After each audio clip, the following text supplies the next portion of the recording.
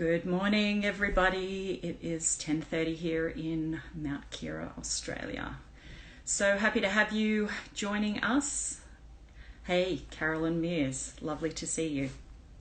And Carolyn and I are going to have a conversation quite shortly. It's our fifth birthday, 5 years of the She Is project as of the 1st of June, which it's now the 2nd of June. Hey, Caro, how are you? Hello, how you going? Good. Look at you. You've got fancy earrings on. It's Tuesday morning. Birthday I, earrings. I do have Ugg boots on though, so yeah, I'm only glamorous, shoulders above. Yeah, basically, I'm the same. I'm wearing leggings under underneath the desk, Yes. and I've got the heater on because even though it's lovely and sunny here, it's actually freezing cold. Freezing. It is cold today.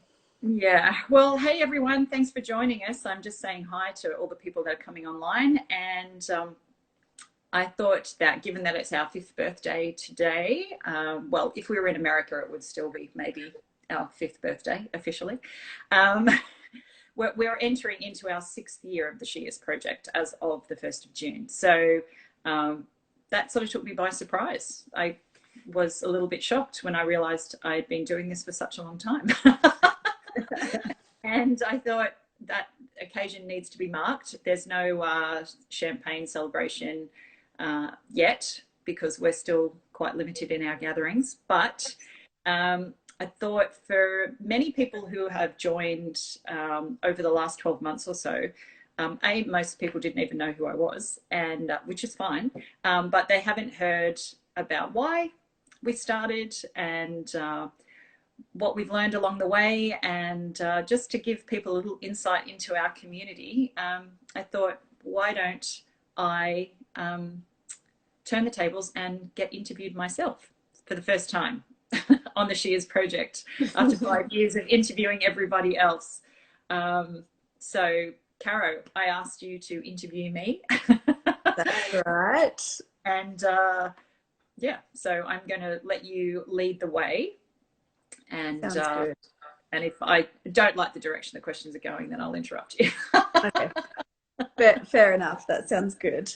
Well, I would be in the group of people that have joined in the She Is community, not since the beginning. So I knew who you were because we were both women leaders in church world in the city of Wollongong, but we hadn't really actually connected probably till maybe about 3 years ago.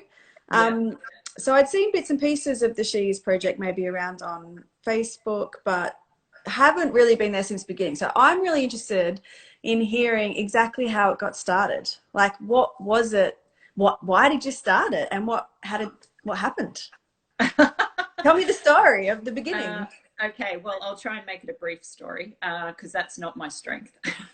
I'm okay with editing words on pages, but editing words out of my mouth can be a challenge. Yeah. So I guess as a pastor, I spent a lot of time with people, and as you do, and just over time, just hearing these incredible testimonies from people, and just over and over again thinking to myself, we need a bigger, broader platform for people to hear these stories, because I keep meeting people that I want to connect to each other because I know that their stories would encourage one another.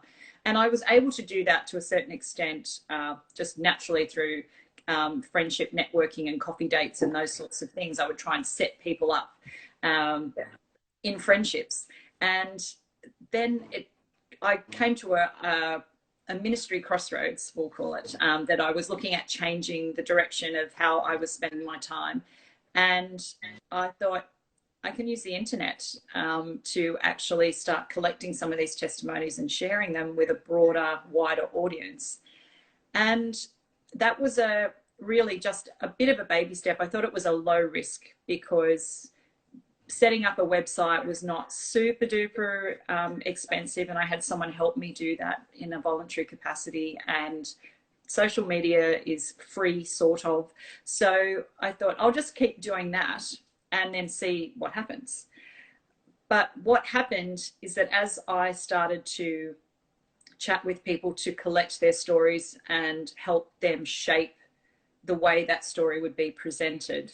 So actually become the pen to other people's words. What I encountered, which I didn't really anticipate, was just how powerful that process of being heard and acknowledged and listened to was. I was all about, let me get your story to another person who needs to hear it. But what I realized is that as I started to meet with women, that the thing that was most meaningful for them was actually, for some of them, for the very first time, somebody was listening to their story, and not listening in a sort of a nonchalant, cursory way, like you know, the 30-second or 3-minute exchange at the shops or at church in the foyer or whatever, but actually sitting down and just listening.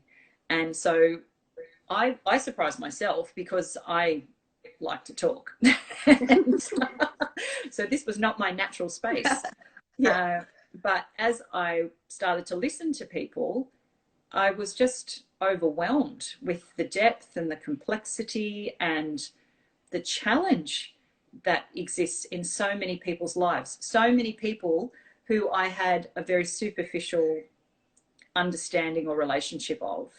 And when I sat and listened to what had shaped their life to that point, I was really struck dumb, which was good, because I just sat there and listened. Yeah. Because I thought I had no idea. I had made, judgment sounds like the wrong word, but I had evaluated your life and your position based on what presents to me right now. Yeah. With absolutely no idea of how much has happened to you and what has shaped you and what has made you into the person that you are and created the perspectives and the attitudes that you have about yourself and the world, and is driving the decisions that you're making about your life. Yeah. And as a person who up to that point had spent a lot of time on a platform projecting a message to people, and I say really a lot of the time at people, I thought, oh, I want to take back every word I've ever said and repackage it with a lot more grace and kindness and understanding and compassion, because I have seen you and made a judgment of you based on a snapshot in time, and you are so much more than that. And so that really changed me profoundly, I think. And I entered a period personally, and let's call it professionally, where I didn't speak on a platform for a long time, because I didn't really feel like I had the ability to communicate in a way that was honoring and did justice to the things that were changing inside me and the people that I was dealing with. Their lives are just so precious, and I had been treating them casually. Not because I'm a mean person, but I guess I was an ignorant person. Yeah. And so as the years have gone on, I have spent many, many hours and drunk a lot of coffee and sat listening to people share their stories. And sometimes those stories never get shared beyond our conversation. And many times they do, either in one of the books or on the website or via our social media platforms. But I've realized that equally as powerful as having that story communicated to a wider audience is giving a safe space and a genuinely compassionate ear to have people share things that have gone on in their life that they may have never told anybody else. So I'm like the intro to counselling, I think. Okay. I soften people up so that they're ready to go to Linda. go and see a counsellor. So that's sort of how it started and continued, I suppose. Yeah. So over those 5 years, like at a rough guess, how many women do you think you've sat with listening to their story? Do you have, I mean, I'm asking you to guess, I suppose. So Well, I think over 5 years, I mean, hundreds of women Yeah, wow. that I've sat with, either like this or face to face. I much prefer the up close personal, Yeah. uh, sit in a coffee shop or, you know, on a park bench or whatever, to the virtual world. I'm a bit Yeah. old school in that regard. Yeah. But yeah, I would say hundreds of people that I've actually had one-on-one conversations with. And so it's That's certainly amazing. changed me for sure. Yeah. Yeah, you kind of mentioned, I guess, that notion of listening to other people has actually changed you because you've slowed down enough to see the stuff underneath someone's story. But have there been other ways that you like, have there been particular things that have happened that have actually changed you or provoked your own growth in the 5 years of listening to people's stories? Uh, have there been other things that have happened to me or Like like through She's through? project and just listening to people. Yeah, I think I've just experienced firsthand the power of story. Yeah. So developing the ability to listen with curiosity and humility has broadened my understanding of the diversity of God Yeah. and the great mystery of the world that we live in and the people that inhabit that world. And I suppose every time I meet with a person, I am reminded of how much I don't know about the way that Jesus engages with all of us, the many ways and forms and shapes that he takes as he draws people into a relationship with him. I have had my Christian worldview shaken to its core. Really, there's no sort of gentle way to describe that, because What? I realised until I had listened to somebody's story about a particular circumstance or event, I realized that I had already formed a little bit of an opinion of how I think I would have dealt with that. Yeah. Um, and add to that, probably tens and tens of situations that I hadn't even imagined were possible that people have had to navigate. And I realized I don't know what I'm talking about most of the time. Yeah. Yeah. All of these opinions that have got absolutely no substance to them Yeah. because they've never been tested in reality. And I think so much of what I held onto so tightly has been shaken free. And then one or two key things that I maybe took for granted have been consolidated and reinforced with such strength and resilience. And that would be that God is good and that God loves us and that Yeah. God will go to any length for us to Mm. encounter that love. But everything else, I hold so much more loosely now because I've seen things I never imagined I would see, and I've heard stories I didn't even know were possible, that have just highlighted the incredible creativity of God in Mm. drawing us into understanding of his infinite love for us and just the beauty of the diversity of humanity. Mm. Yeah. Um, just we're incredible. And to think that the way that I see the world is as good as it gets is really quite sad. Mm. And I now take every opportunity when I meet a new person or even a person I already know. You know, let's allow each other the opportunity to grow and change Yeah. too. Yeah. But that every person I meet, every encounter I have, every conversation I have is an opportunity for me to understand God more because we all bear the image of God. Yeah. We're all breathed into life by God. We're all here by design and intent. And so every interaction I have is an opportunity for me to understand God better and for me to know myself more because I only make sense in the context of the whole because Yeah. I'm part of a community. And I'm just one tiny, tiny little, shard of light that's reflecting the immensity of who God is. So Yeah. yeah, it's been really quite transformative and Yeah. totally unexpected. Yeah, that's amazing. when I think about it, there's this quote by a guy much wiser than me called John Philip Newell, and he writes in one of the books that I read that um, that which cannot be said about a person is infinitely greater than anything that can be said.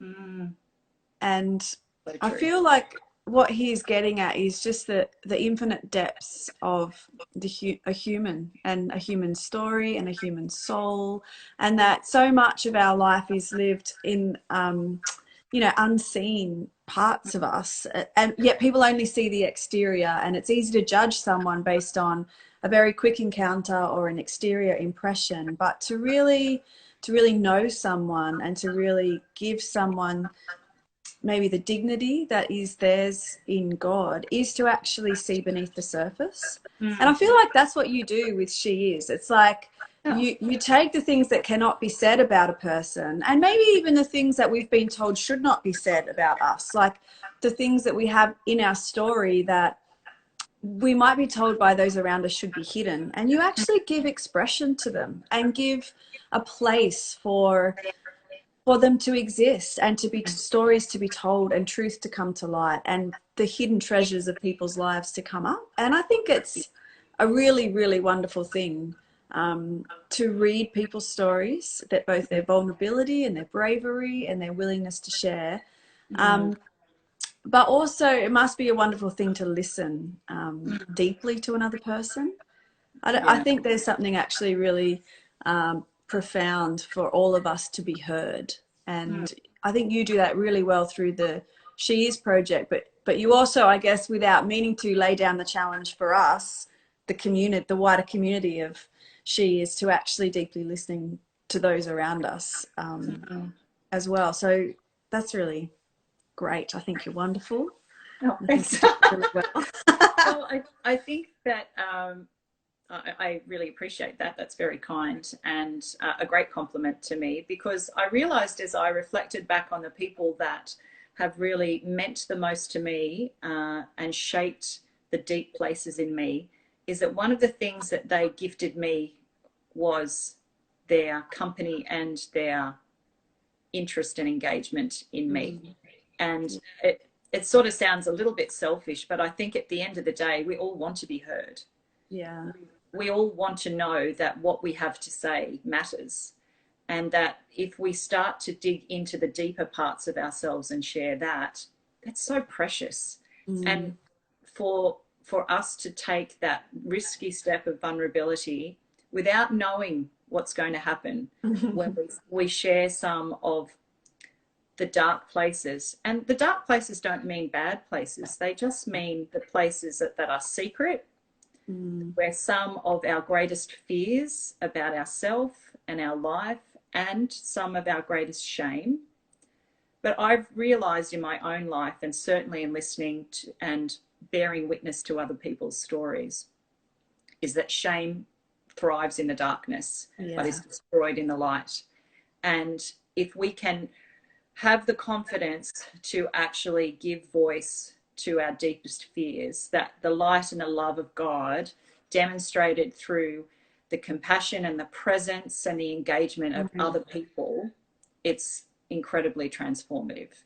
Mm. And I don't feel like I have the capacity at this point in my life, when life does demand a lot of me in my personal world, to spend any additional energy on faking anything. It's just too tiring. Yeah. I don't have the capacity to present two versions of me anymore. Yeah. Because just the one version that you see That, right now is taking everything I've got. yeah. The whole together. Yeah. Yeah. And the more you do that, you again, I don't think we realize, and I don't say this in a way that should feel pressure, but that we do subtly and not so subtly influence everyone around us. And so Yeah. people are watching the way that we live our life, not to criticize or condemn, but to get encouragement, or just that reminder that, oh, I'm not the only one. Yeah. Yeah. But if Yeah. I don't own up to those parts of my life, if I try and repackage them in a way that's more palatable, then I'm actually not just doing a disservice to myself, because that inner dissonance is very draining, but I'm also doing a disservice to anybody else who's watching, who is saying to themselves, well, she's got it all together, and clearly I'm even more broken than I thought I was. Yeah. And so I am a big believer in sharing stories that are unresolved. Yeah, that's good. Because that is life. Mm. And as the 5 years have, are rolling into 6 years, and who even knows? I certainly don't. In the mind of God, there's some sort of plan for the She Is project. The mind of Linda, I'm still not sure what we're having for dinner. So, but I realize that more and more, I am not so interested in a neatly packaged, tied in a nice evangelical bow testimony for 3 minutes that we can, share around and hope that people are going to cross over, into the Christian community. As important as those things are, I'm not dismissing that, but what I really am committed to doing is saying to people, it's okay that the story is not over yet. Yeah. It's okay that it's still unresolved. It's okay that you're not healed from that. Yeah. It's okay to admit that you're still working through and processing that. And the more that we have the ability and the interest to come alongside each other in that part, like that really awkward transitional stage, in the Easter Saturday of our story, in the painful transition of the birthing process, like that's the part that's just like, oh my gosh, the tedious, and you don't know how long it's going to take. Yeah. You're going to get to the end at some point, but you're not there yet. Yeah. And so to have people come alongside in that part of the journey is powerful, because that's where most of us live. And we need to pay attention to that, and not just look at people's mess and say, oh, wow, here, let me fix you. And get you nice and cleaned and scrubbed up and ready to present to the guests when they come on Sunday. But to actually say, I'm going to give you the dignity of acknowledging and honoring where you are right now, and say that this is the most important place that we can both be right now. Yeah. And that's what Jesus did. Yeah. And so we're going to do it imperfectly, for sure, and I'm going to get tired of doing it, and I'm going to feel frustrated by doing it, and I'm going to wish that somebody else would do it for me. Yeah. But that's life, man. Yeah, it is, isn't it? Yeah. So the beautiful mess of life. So.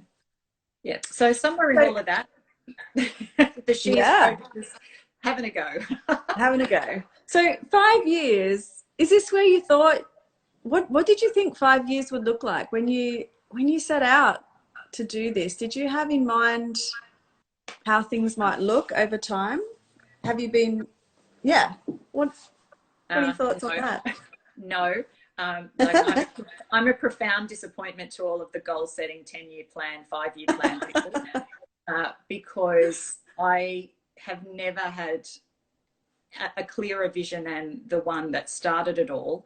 And I don't think I shared this, but I did have one of those defining moments, I guess, in a conversation with God, where I was really quite frustrated with just my own stuckness personally. And I had a prayer time, which, I don't think I do this often. But in this occasion, I was just really sitting and I was listening to God. Yeah. And I sensed God speak to me, and I wrote down what I felt that God was saying. And again, that was sort of a new thing for me as well, because I'm an external processor. But I started writing, and I sensed that God said to me, I don't want you to keep fixing things. I want you to bear witness to what I'm doing. Yeah. And that's the first time that I really can recall that phrase, bear witness, resonating with me. Yeah. And I didn't really understand what it meant. Again, because of my worldview at the time, I thought it was me talking about what God was doing. But what I didn't realize is that it was actually going to involve me sitting and listening and bearing witness silently. Yeah. For a long time. And that the bearing witness was not me going out and broadcasting on any sort of platform. It was actually sitting in silence and companionable silence with other people, and then waiting for them to speak. And with a few words along the way, just reminding them that they weren't alone. That's what bearing witness was, and still is, for most of what I do, I guess, personally and with the She Is Project. And I had no comprehension at all of how utterly gratifying that is, and what an ease exists in that space that I didn't know was possible. Yeah. Of actually just, it's such a privilege to sit with people and listen to them and make them feel valued merely by your presence. I mean, it just doesn't really cost me anything like what I thought it was going to cost me. Yeah.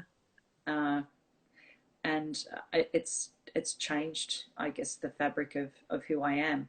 So in terms of 5 years into the She Is Project, oh my gosh, like it's a miracle that we've made it this far, honestly. Because I got to the point, and I believe that, you know, upon reflection, that this was all part of what God was doing inside me. Yeah. Is where I just thought, if I don't have anything to say, I'm not going to say anything.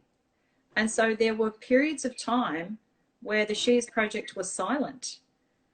And I just felt like I would be dishonest if I put out, you know, witty quotes or stories that I didn't strongly resonate with, in the sense that they had the vulnerability and the authenticity that I think is part of what our community thrives in.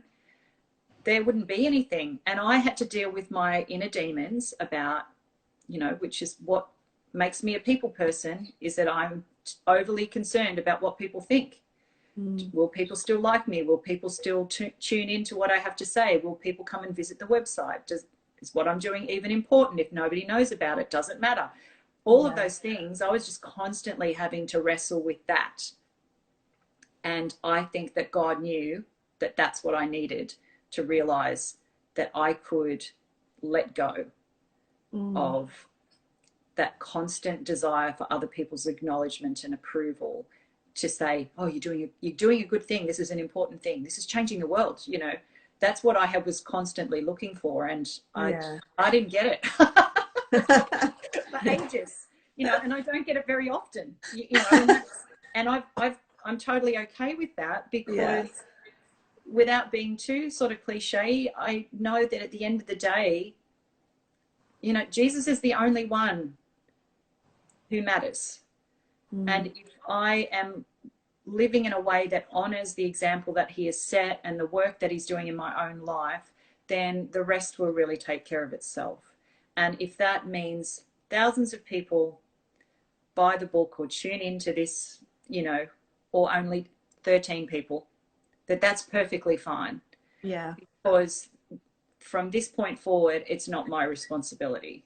Yeah. And my identity and my value are not related to the stats on this experience. So that's they're all the things in terms of I don't even know, like, moving ahead. I just got to keep doing what I'm doing now and try and do it better, with a purer heart and greater skill, because it's not about being lazy or indifferent about what God's you know, entrusted to me. But at the same time, I'm not going to be anxious about that. And who knows? I mean, honestly, we've done 2 books. I don't even know how I did 1 book. And then the second book was because a beautiful dear friend, Lynn in Melbourne, said, well, I'm still waiting for book number 2. And I'm like, who said there'd be book number 2? And she said, well, because you called the first one volume 1. I just assumed there'd be volume 2. And then volume 3, and then volume 4. And I was like, that was the graphic designer. She put volume 1. So it's really her fault. But, you know, that seed was planted in my head then. It's like, well, yeah, yes, I could do volume 2. And so I'm nobody's going to ask me to give seminars on, you know, personal growth and corporate takeovers. But, you know, that's... But you might give a seminar on how to deeply listen to another person's story. Because you do that very well. Thanks, Caro. Yeah.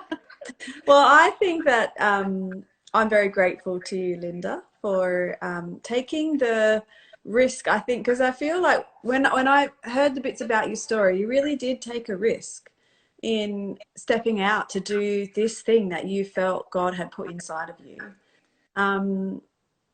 Yeah, you followed what you felt God say, and here we are. And so many women all over the place have been blessed by your bravery and your obedience and your willingness to kind of grow and to listen and to share. And so I'm really grateful for that, because I feel like I've been impacted by the stories that you share, and I've been challenged in my own life. And I've also had the experience of sitting down with you and sharing parts of my story. And I just want to say to all the people who will ever listen to this, that if you ever get a chance to sit with Linda and share bits and pieces of who you are, my encouragement to you would be do it. Not because your amazing story will be published online, but because it will actually change you. Linda has this amazing ability to ask a great question at the right time that is usually uncomfortable and unanswerable. Let's be honest. She does this thing where she might tilt her head to the side and put her finger on her chin and then ask this really like knife sharp question to you. And it's those moments, I know that, like, I mean, yes, they're a little bit painful, but it's those things that change us, because we tell ourselves certain versions of our own story, and it's only until someone comes in and asks a different question that we have the opportunity to reframe something and grow. And I really feel like that's what you do to anyone who's around you, and that's a gift. That's a real gift to the world. And so I'm very grateful for the She's project, and I hope it goes another 5 years. But even if, you know, every day is a good day. That's a good motto. Yeah, every day is a good day. And I think, you know, it's really good, and I look forward to what keeps coming out and all of that. Thanks, Caro. I didn't pay her for any of that, everyone, but deeply appreciated. Yeah. And thanks for asking me some good questions and helping me, because I still am an external processor, and I find that the best way for me to reflect on my own life is to answer questions as well. So thank you. I'm feeling good about 5 years, and great. You should be looking forward to at least the next year. Let's see what happens with that. And thanks everyone. Thanks, Caro, for being my interviewer, and thanks everyone for joining us. And we are going to be interviewing the amazing Susan Son this time next Tuesday. Good. So look forward to seeing you then. Have a great rest of the day. Bye. See ya.